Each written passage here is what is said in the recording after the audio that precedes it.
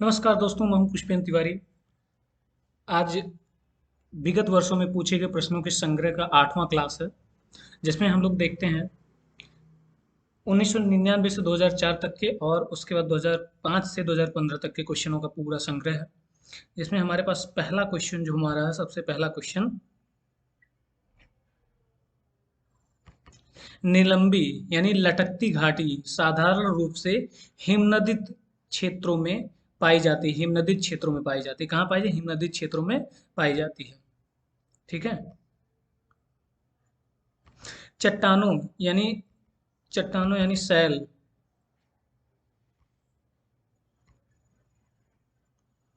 चट्टानों यानी शैलों प्राणियों के खोल यानी कवच अवस्थित कंकाल के भाग से बनती है। तो चूना पत्थर, चूना परस्पर यानी कि लाइमस्टोन जिसको कहते हैं, यानी लाइमस्टोन प्रकार की जो चट्टानें होती हैं, वो जो मतलब जीव होते हैं, उनकी खालों कवच से वगैरह से बनी हुई होती हैं। ठीक है। उसके बाद छात्रक शैल जो है विशिष्ट प्रकार की भू आकृतियां हैं जो कि मरुस्थल में दिखाई देती हैं। ओके। छात्रक शैल जो विशिष्ट प्रकार की भू आकृतियां जो मरुस्थल में दिखाई देती हैं। ठीक। उसके बाद ये हमारा आता है क्या? बालूकासम। बालूकासम एक प्रकार का क्या है? बालूकासम एक प्रकार की क्या है? क्वार्टजाइट तथा ग्रेनाइट से ग्रेनाइट अग्नेय शैल है। ठीक है, क्या है? बालूकासम शैल और क्वार्टाइज तथा ग्रेनाइट में से ग्रेनाइट जो है वो अग्नेय शैल है।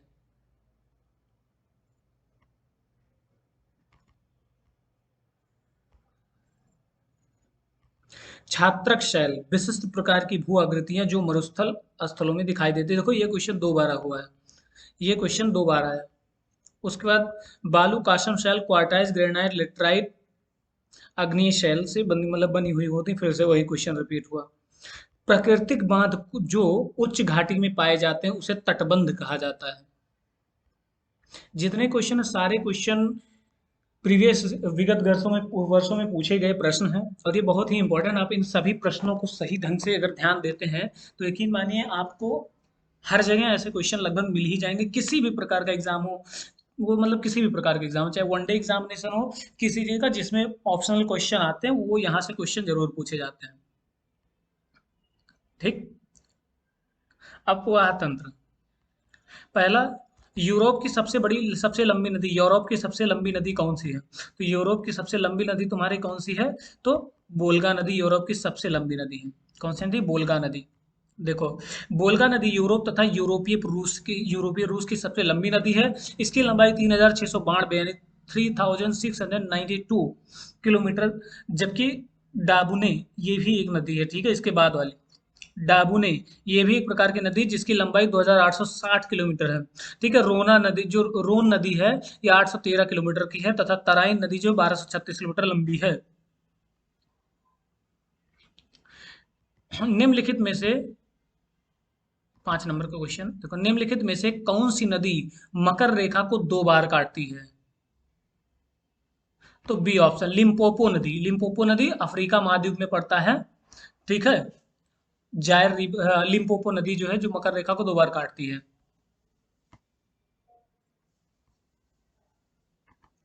एशिया की सबसे लंबी नदी कौन सी है? तो एशिया की सबसे लंबी नदी कौन सी है? ये तो यांगात्सी नदी है। एशिया की सबसे लंबी नदी ऑप्शन बी यांगात्सी नदी है। ठीक है।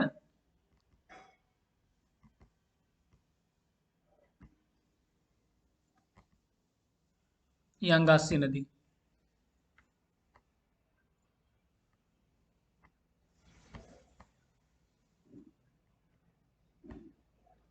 मीठे पानी का सबसे बड़ा जलाशय कहाँ है?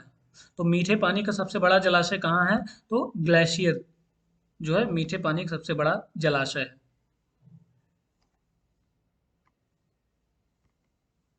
वलयाकार रूप में नदियां किस दिशा में बहती हैं?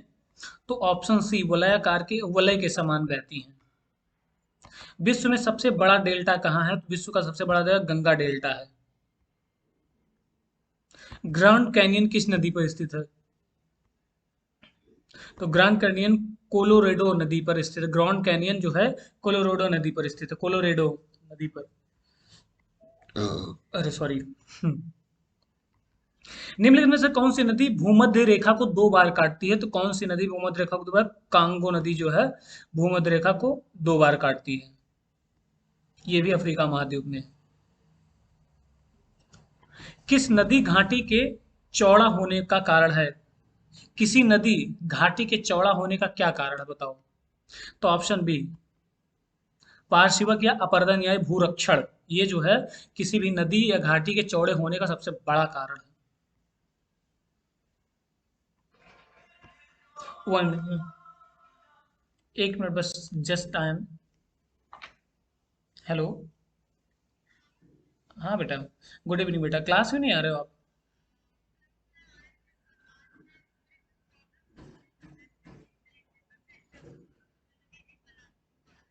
हाँ बिल्कुल आई थी, मैंने कल करा था।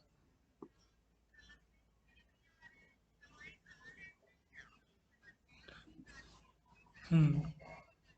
तो कोई बात नहीं बेटा, आज आना होगा तो आज आ जाना, आज से मौसम ठंडा भी है, अच्छा है। ठीक है। ओके बेटा। नहीं बिल्कुल बोल देना चाहिए था, उसी वक्त बताना चाहिए था। कोई बात नहीं बेटा, ठीक है। ओके बेटा। जी भैया, आई एम सॉरी, कॉल आ गई थी।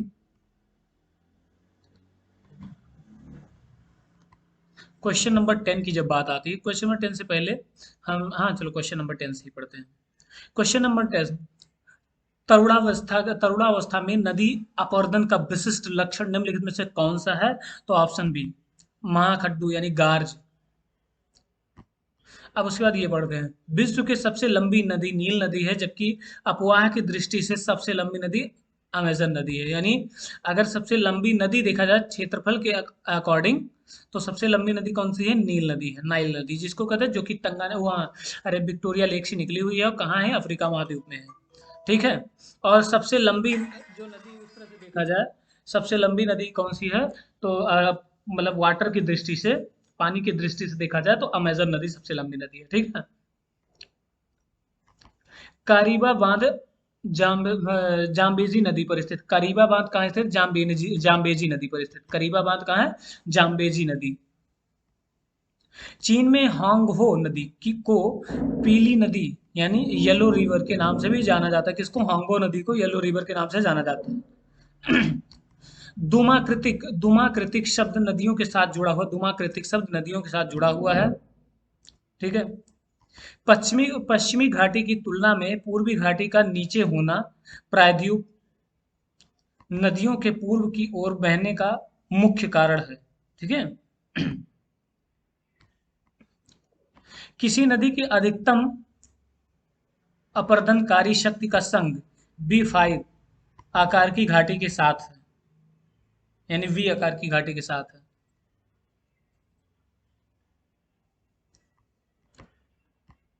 अब सही सुमेलन करें। ठीक है, बैंकॉक रिवर अभी तो सीधे सामने सामने ही है। Bangkok river, Chao Phraya, Shanghai, Huangpu, Huangpu China का है ये। डेस्ट्रोन ट्रेडेस्टेन, एलवे, और ये है Montreal, Montreal, Saint Lawrence, Montreal Saint Lawrence. उसके बाद आपका ये आता है Rhine river, Rotterdam, Rotterdam Rhine river, Paris हमारा शीन रिवर। ठीक है। बुडापोस्ट हमारा Danube river, sorry Danube river, Washington हमारा पोटोमैक। ये कौन सा शहर किस नदी किनारे बसा हो, ऊपर नीचे दोनों। ठीक है, तो आप यहाँ से इसको देख सकते हैं। रोम शहर टाइबर नदी के तट पर स्थित है। विक्टोरिया प्रपात जाम्बेजी नदी पर स्थित है। नाइल नदी का स्रोत विक्टोरिया लेक से मैंने थोड़ी देर पहले बताया। ठीक है। अब उसके बाद आपके पास जो आता है 11 नंबर क्वेश्चन पढ़ते हैं। आंतरिक अपवाह द्वारा चिन्हित क्षेत्र, आंतरिक अपवाह द्वारा चिन्हित क्षेत्र मरुस्थलीय है, मरुस्थल है। ठीक है।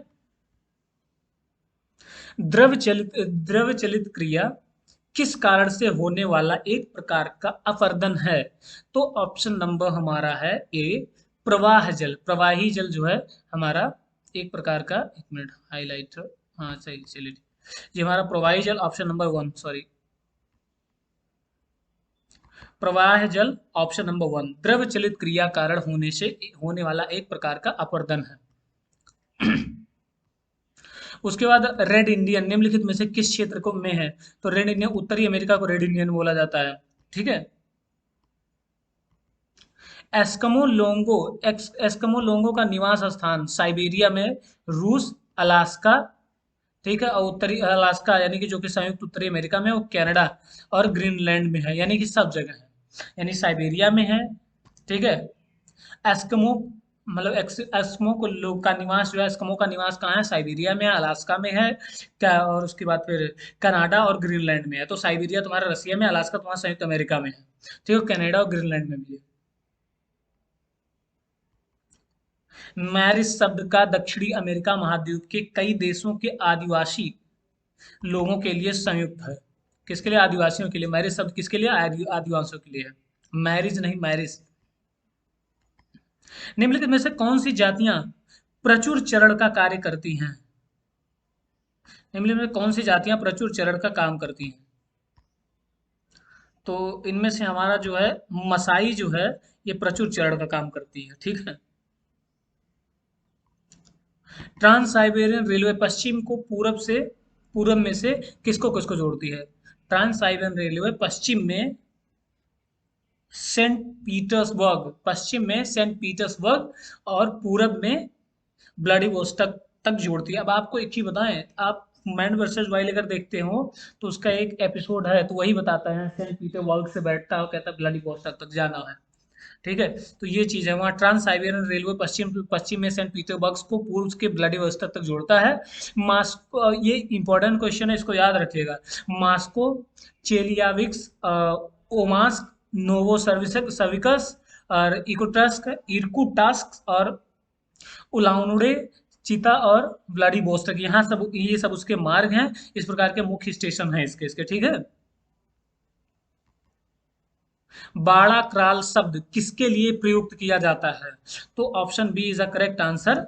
मसाई चरवाहे का बड़ा से बड़ा घिरा गांव, मसाई चरवाहे से बड़ा घिरा गांव को हम क्या कहते हैं? क्राल कहते हैं, यानी बाड़ा। ट्रांस साइबेरियन रेलवे के टर्मिनल हैं, कितने टर्मिनल हैं? ट्रांस साइबेरियन रेलवे के कितने टर्मिनल हैं? सो सेंट पीटरबर्ग और व्लादिवोस्टॉक, दो ही टर्मिनल्स हैं, सेंट पीटरबर्ग और व्लादिवोस्टॉक। पीला रंग, मझोला कद, एपिकैथिक एपिकैंथिक फोल्ड वाली तिरछी आंख वाली अभिलक्षण क्या है? तो मैंगोलायड, मैंगोलायड है। ठीक है। संसार में रेलों के सबसे बड़े जाल, यूएसए, यूएसए यानी यूनाइटेड स्टेट ऑफ अमेरिका, सबसे बड़ा जाल।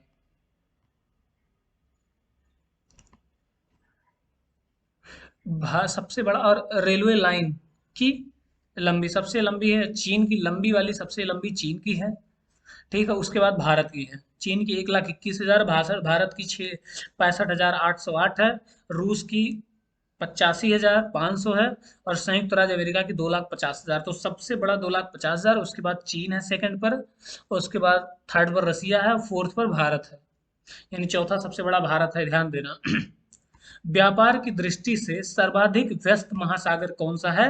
तो सबसे अटलांटिक महासागर या अंध महासागर जिसको कहते हो, वो सबसे बेस्ट है व्यापार की दृष्टि से। विश्व में भारतीय रेलवे नेटवर्क की कौन सी स्थान? तो ये चौथी स्थान है, आपको भी थोड़ी देर पहले बताया हूँ। पनामा नहर स्वेज नहर से भिन्न है क्योंकि इसमें लॉक यानी जलपास प्रणाली है। पनामा नहर में जलपास प्रणाली है। अधिकतम ऊंचाई वाला असैनिक विमान पत्तन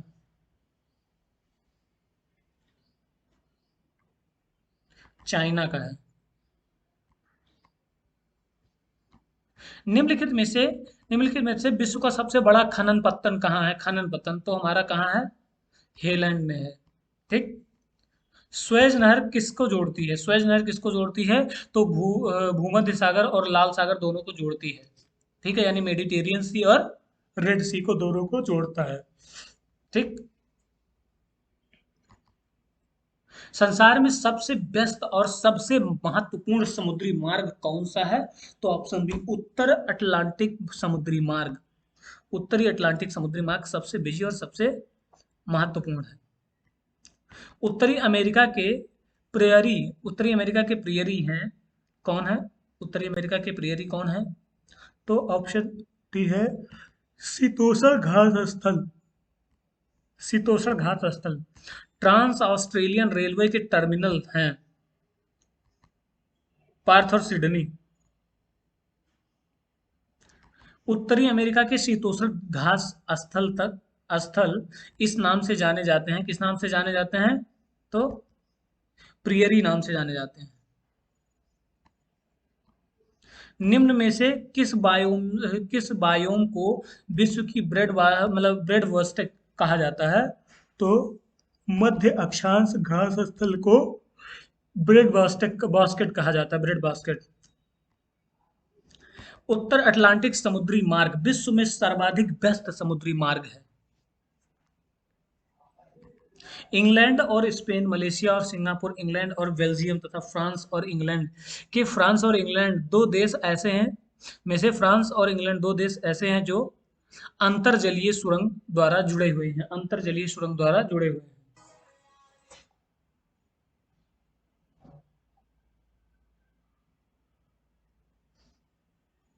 अंतरजल द्वारा जुड़े हुए हैं।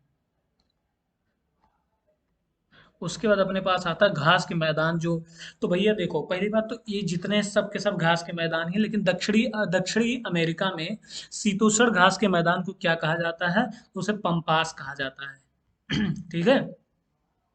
उष्णकटिबंधीय घास के मैदान स्थल को क्या कहा जाता है? तो उसे सवाना घास का मैदान कहा जाता है।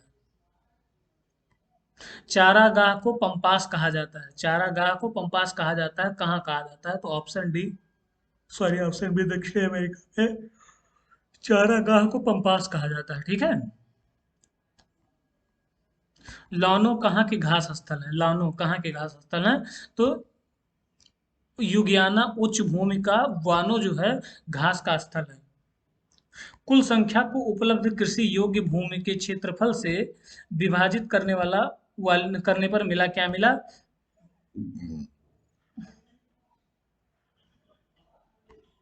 तो ये सस्पेंशियल क्वेश्चन है। इसमें क्या करना, देखो, पहली बात तो जनसंख्या घनत्व तो नहीं हो सकता, पौषणिक घनत्व नहीं, कृषि घनत्व नहीं, औद्योगिक घनत्व। देखो, जनसंख्या का घनत्व इक्वल कुल जनसंख्या डिवाइड बाय कुल क्षेत्र। तो ये क्या होता है? ये हमारा कुल जनसंख्या को उपलब्ध कृषि योग्य भूमि को निकालना है ना। तो हमारा कुल जनसंख्या जब पता चल जाएगा, तो कुल जनसंख्या कुल कृषि योग्य भूमि, अगर कुल कृषि भूमि डिवाइड बाय कुल क्षेत्रफल, और हमें फाइंड क्या करना है? हमें भूमि के क्षेत्रफल को विभाजित करने पर मिलता क्या है? तो पोषण घनत्व, यानी हमें क्या मिलेगा? कृषि घनत्व मिलेगा। और पौषणिक घनत्व मिलेगा। लेकिन इसमें ये भी सस्पेंशियल है, क्योंकि कुछ और भी हो सकता है, तो इसलिए सस्पेंशियल, इसको नहीं पढ़ना है। ठीक है। इसको समझाऊंगा मैं दूसरे वीडियो में। ठीक है। स्टेप शब्द किस जैव क्षेत्र से संबंधित है? तो ऑप्शन ए जो है घास स्थल से स्टेप क्षेत्र संबंधित है। ठीक है। वैसे पोषण घनत्व तो इसका है, समझ लेना, आंसर यही है। दक्षिण अमेरिका में चारागाह के घास के मैदान को पंपास कहा जाता है। किसी क्षेत्र में जनसंख्या का घनत्व, किसी भी क्षेत्र में जनसंख्या का घनत्व किसकी संख्या से भापा जा सकता है? तो लोगों की जनसंख्या से भापा जा सकता है। जनसंख्या में उच्च वृद्धि दर अभिलक्षण है। जनसंख्या में उच्च वृद्धि दर अभिलक्षण है, तो ऑप्शन बी उच्च जन्म और निम्न मृत्यु दर। निम्नलिखित में से किस देश में मुसलमानों की संख्या सबसे अधिक है? तो ऑप्शन सी इंडोनेशिया। निम्नलिखित में से कौन सा सबसे अधिक मुस्लिम जनसंख्या वाला देश है? तो ऑप्शन डी इंडोनेशिया। जनाकीय जनाकीय अभिलक्षणों जनांकीय अभिलक्षणों के आधार पर भारत का वर्गीकरण जनसंख्या चक्र के किस चरण में किया गया था? तो ऑप्शन सी विलंबित विस्तारशील चरण। अपने प्राकृतिक अपने प्राकृतिक परिवेश में वन्य जीव के लिए कानूनी तौर पर आरक्षित क्षेत्र कौन से आरक्षित क्षेत्र हैं? तो नेशनल पार्क हमारे जो कानूनी तौर पर बनाए गए। Option D is the correct answer. निम्नलिखित में से निम्नलिखित दक्षिणी एशिया के निम्नलिखित देशों को उनके लोगों की साक्षरता के आरोही क्रम में व्यवस्थित किया गया है। तो सबसे ज्यादा सी हमारा जो है 4 है क्या, यानी सबसे पहले 4 वाला है, यानी कि सबसे ज्यादा आरोही क्रम में लिखा। सबसे पहले आएगा श्रीलंका, फिर आएगा हमारा भारत, फिर आएगा हमारा पाकिस्तान, और फिर आएगा हमारा बांग्लादेश।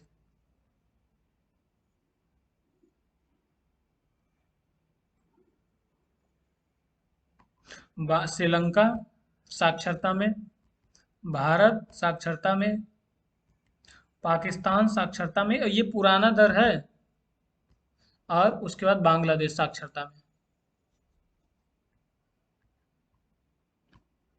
वन्यजीव के कल्याण के लिए आरक्षित क्षेत्र को क्या कहा जाता है? वन्यजीव के कल्याण के लिए आरक्षित क्षेत्र को क्या कहा जाता है? तो अभय वन कहा जाता है। पर्यावरण में शामिल है, क्या क्या शामिल है? तो ऑप्शन डी अजैव और जैव कारक शामिल है।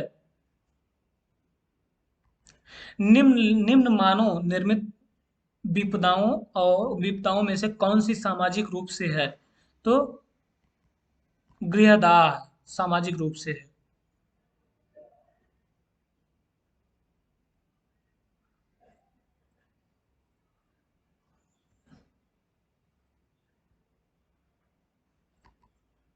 सौ मिलियन लीटर ईंधन प्रति वर्ष की उत्पादन क्षमता वाला संसार का विश्वतम जैव ईंधन संयंत्र स्थापित किया गया। कहाँ किया गया? तो यूएसए में किया गया, यूनाइटेड स्टेट ऑफ अमेरिका में। पर्वतीय क्षेत्रों में सड़क और अवरुद्ध होने पर प्राकृतिक कारण क्या है? तो ऑप्शन भूस्खलन है। ग्रीन हाउस प्रभाव का कारण क्या है? तो ऑप्शन बी कार्बन डाइऑक्साइड है। वन आच्छादन के कम होने का कारण क्या है? वन आच्छादन के कम होने का कारण क्या है? ऑप्शन सी बढ़ती हुई आबादी।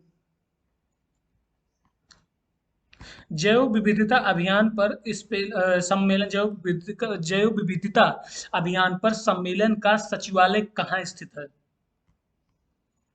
तो मॉन्ट्रियल में स्थित है। विश्व वन्यजीव निधन का शिलान्यास किस वर्ष किया गया था? तो ऑप्शन सी 1961 में। हाँ। घटती उत्पादनशीलता के क्रम में पारिस्थितिक तंत्र और निम्नलिखित में से कौन सा क्रम सही है? संसार, मैग्रेव, झील, घास, मैदान। यानी सबसे पहले सागर है, मैग्रेव है, झील है, घास का मैदान है।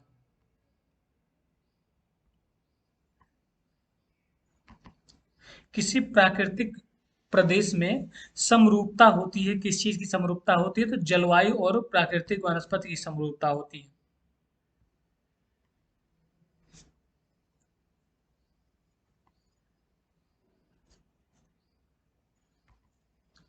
कार्बन डाइऑक्साइड के अवशेष मतलब अवशोषण के लिए, सॉरी क्वेश्चन मैंने गलत पढ़ा। निम्नलिखित में से किस कारण से वनों के लिए विशाल क्षेत्र रखने की आवश्यकता है? तो option number D is the correct answer. पारिस्थितिक यानी इकोलॉजिकल संतुलन को बनाए रखने के लिए। बहुभूरता का सर्वोत्तम उदाहरण क्या है? तो ऑप्शन सी बहुभूरता का सर्वोत्तम उदाहरण है।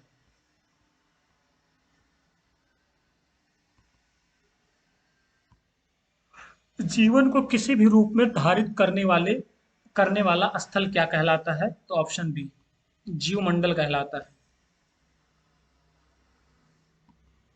जो वन चक्रवात के अवरोधकों का कार्य करता है, ये वन कौन से हैं? तो वो वन कौन से हैं? मैग्रेव वन कहलाते हैं।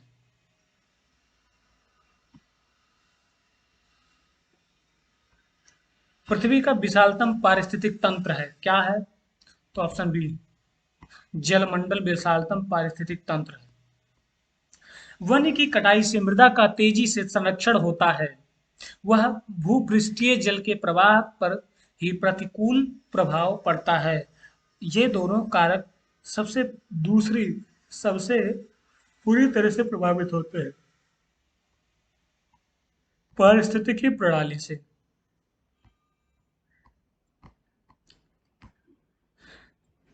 विश्व की भूमि का कितना क्षेत्र उष्णकटिबंधीय वर्षा प्रचुर वन है? 10%। विश्व में 25% भू को आरक्षित आच्छादित करने वाला सबसे बड़ा वन कौन सा है? तो वो है हमारा साइबेरिया का टाइगा वन। आभासी वृक्ष रहित विरल वनस्पति कहाँ पाई जाती है? टुंड्रा प्रदेश।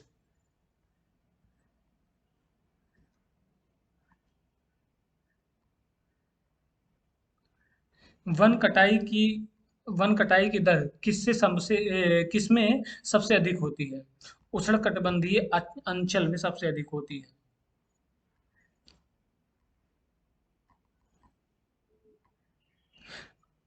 अमेजनी वन एक प्रकार का उष्णकटिबंधीय वर्षा वन है।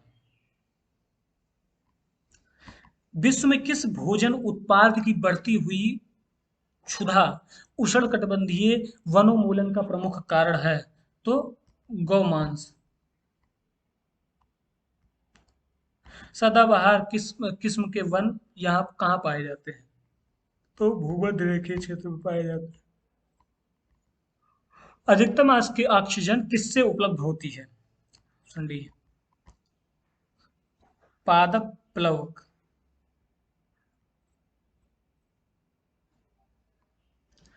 पर्वतीय वृक्ष।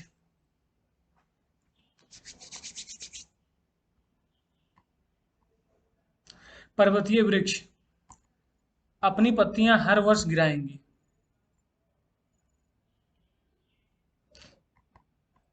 शीशम पतझड़, इंडिया शुष्क वन,